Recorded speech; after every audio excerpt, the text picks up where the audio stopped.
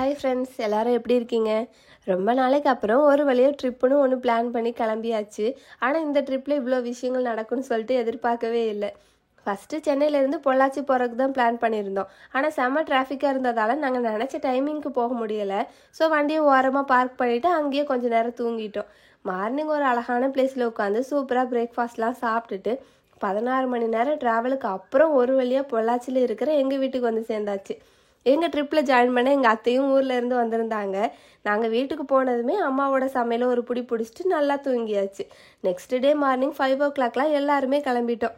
எங்கள் அம்மா ஸ்நாக்ஸ்னு சொல்லி ஒரு கட்டைப்பையை ஃபுல்லாக நிறச்சி வச்சுருந்தாங்க. என்னோட பொண்ணு நல்லா தூங்கிட்டு இருந்தா. அவளோட தூக்கத்தை டிஸ்டர்ப் பண்ணாமல் அப்படியே அவளை தூக்கிட்டு காரில் ஏறிட்டேன். மார்னிங் டைம் இருட்டிலேருந்து விடியறத பார்க்கவே அவ்வளோ அழகாக இருந்தது.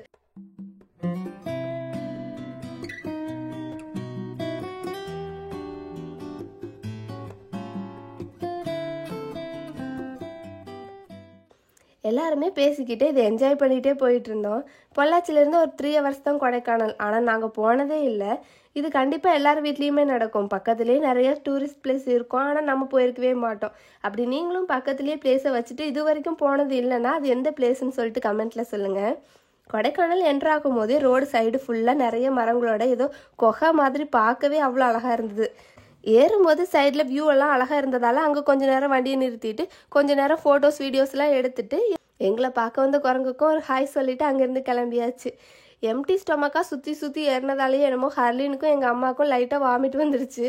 ஸோ அங்கே கொஞ்சம் நேரம் பிரேக் எடுத்துகிட்டு இனி சாப்பிட்டுட்டு ட்ராவலை கண்டினியூ பண்ணிக்கலான்னு சொல்லிட்டு ஒரு ஹோட்டலில் காரை நிப்பாட்டியாச்சு. ஹில் ஸ்டேஷன்லலாம் சுற்றி ஏறும்போது கண்டிப்பாக எல்லாருக்குமே ஒரு மாதிரியாக தான் இருக்கும். ஸோ ப்ரிப்பேர்டாக லெமனு டேப்லெட்னு ஏதாவது கொண்டு போகிறது பெட்டர். எங்கள் எல்லாருக்குமே பிரேக்ஃபாஸ்ட்டு சாப்பிட்டதுக்கப்புறம் ரொம்பவே பெட்டராக இருந்துச்சு. நாங்கள் போயிருந்த ஹோட்டல் பக்கத்துலேயே சின்ன சின்ன மலைகளோட வியூ பார்க்க அவ்வளோ அழகாக இருந்துச்சு. மிஸ்ட்டு கலந்து நல்லா சில்லுன்னு இருந்ததால் ரொம்பவே என்ஜாய் பண்ணிகிட்டு இருந்தோம்.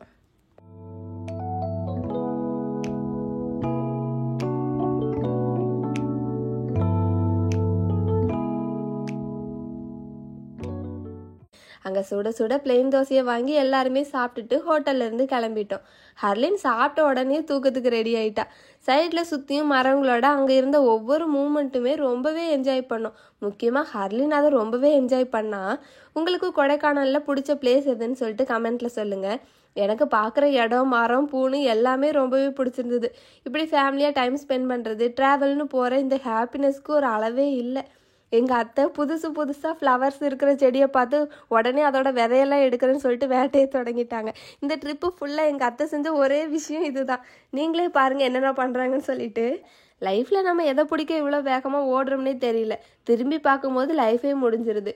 ஓடுற வேகத்தில் லைஃப்பில் அழகான மூமெண்ட்ஸ்லாம் மிஸ் பண்ணுறோம். கொஞ்சம் பிரேக் எடுத்து போனால் எல்லா விஷயங்களையுமே கண்டிப்பாக என்ஜாய் பண்ணலாம்.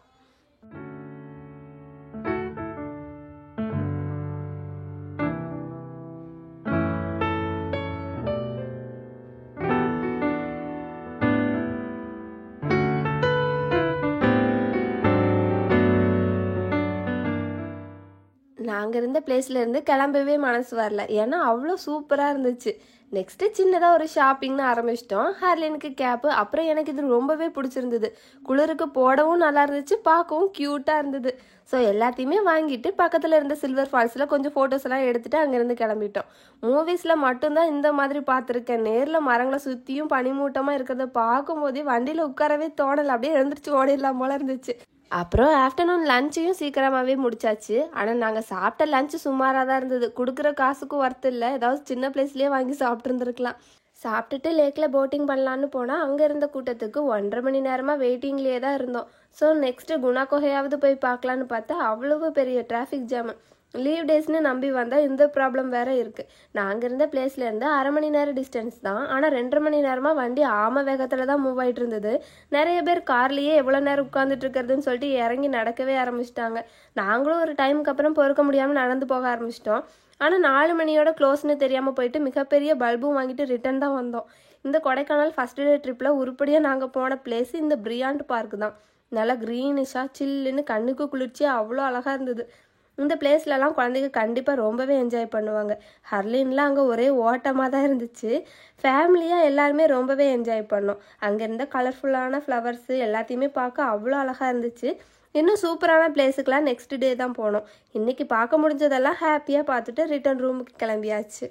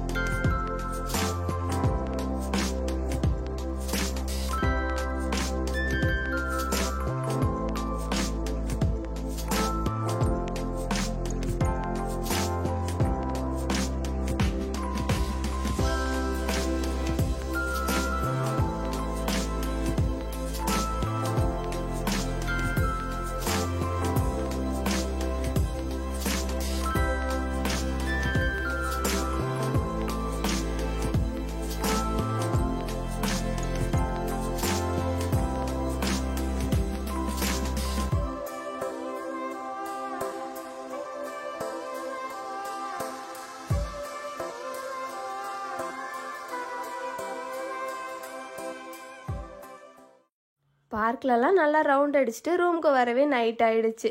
நாங்கள் புக் பண்ணியிருந்த ரூம் எங்களுக்கு ரொம்பவே பிடிச்சிருந்தது. சிம்பிளாக அழகாக இருந்தது. ஏதோ வீட்டில் இருந்த மாதிரி தான் இருந்துச்சு.